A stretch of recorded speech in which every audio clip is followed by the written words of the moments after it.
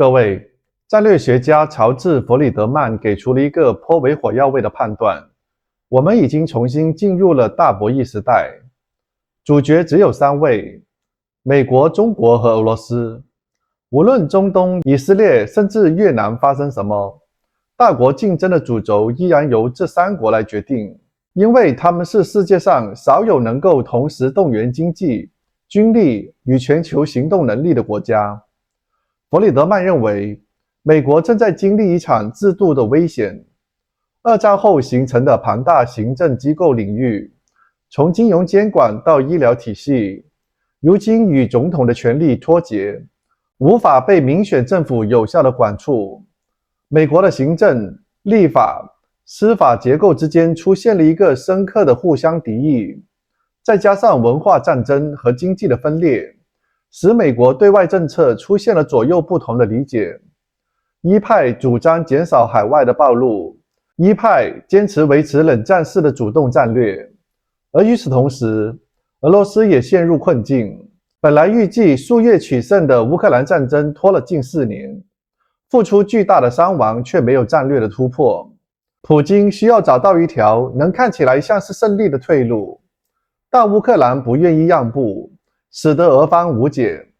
而中国也面临压力，美国不断的加税，中国则希望缓和经济的摩擦，却被要求收敛看似咄咄逼人的军事姿态。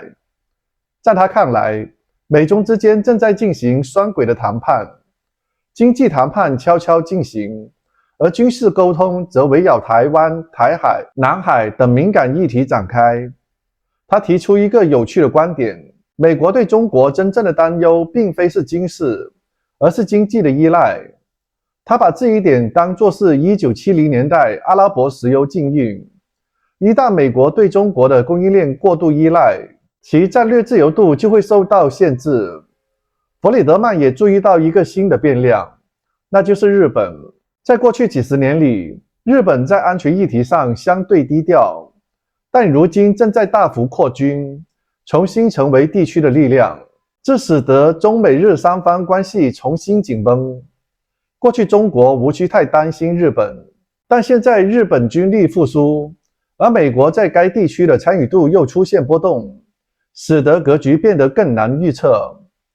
他最后的判断耐人寻味：3大国的美国、俄罗斯、中国都在同一时间经历内部的危机，而这一种内部不确定性既可能降低冲突的风险，因为各国都忙于自身的问题，但也有可能提高误判的风险，因为政治焦虑有可能会被外部行动放大。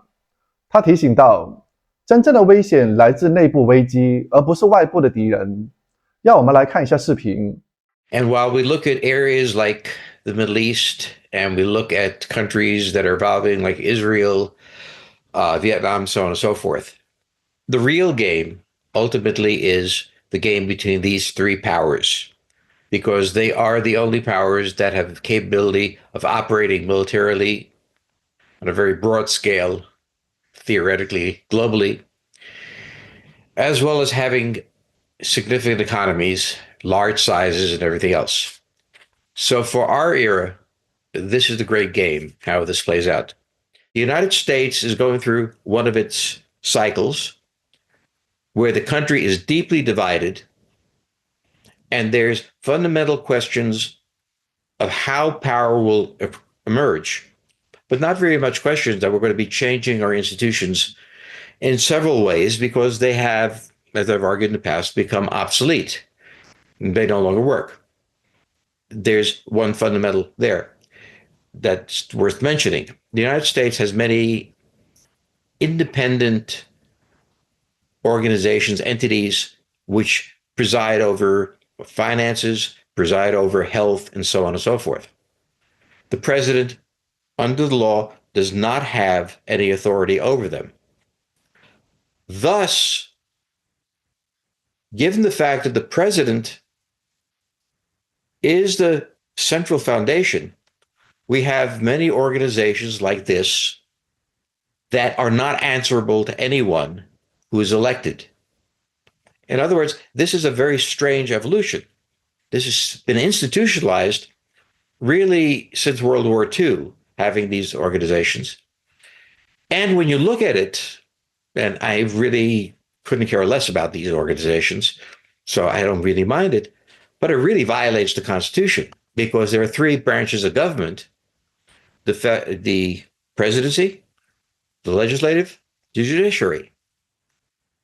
These organizations are not answerable to any of them, except for whatever limits Congress placed on them, and therefore took away presidential power. So the United States is in an institutional crisis, as was predicted, and needs to structure this. And the level of loathing between these two sectors and within these sectors is profound. There's also a culture war going on, an economic war going on, and therefore our relationships with other countries is seen very differently. One faction wants to reduce the amount of exposure the United States has to wars. The other faction wants to be more deeply involved in the world. The argument of the anti-wars faction, which right now is the right wing, which used to be the left wing, was anti-war, is that we cannot be responsible for constantly being involved in wars. That is, we've been from the Korean War down to Afghanistan, constantly in war in the past 80 years, and it should end. The other statement is, if we withdraw from the world will become a much more dangerous place for us. Therefore, a forward strategy, as we followed in the Cold War, is more rational. Either way you play it, by a very small margin, the president was elected, larger electoral college, but by numbers small. And this crisis was predictable and is going on. Therefore, at this moment in history, all three of the major powers are in the midst of fundamental crises. That also means that when they interact, it is based on these crises, in part, that they do. The American position is we want to put limits on our exposure economically and militarily to the world. Hence the tariffs, to limit the level of vulnerability the United States has, as China has just experienced, to other countries, and the military aspect as well as trying to play a role, which doesn't quite fit Trump, but he does fairly well, of being a pacifist. He's the one who wants to get the Nobel Prize. That's his claim for it. But more importantly, he's actually engaged in stopping wars. It's not because he's a pacifist. It's because these wars are dangerous to the United States. They may draw us in. On the other hand, there's a faction who's saying he's simply postponing the inevitable. And then there's the personal vendettas that are going back and forth that are there. So the United States is in that crisis. Russia is in a crisis of having entered a war that expected to win in a few months and has not managed to do so in almost 4 years, as well as continuing to take massive casualties at the front while not gaining any further terrain. No way to end the war except to admit defeat. They cannot do this. China, at the same time, is facing a fundamental problem. So what is the imperative of Russia?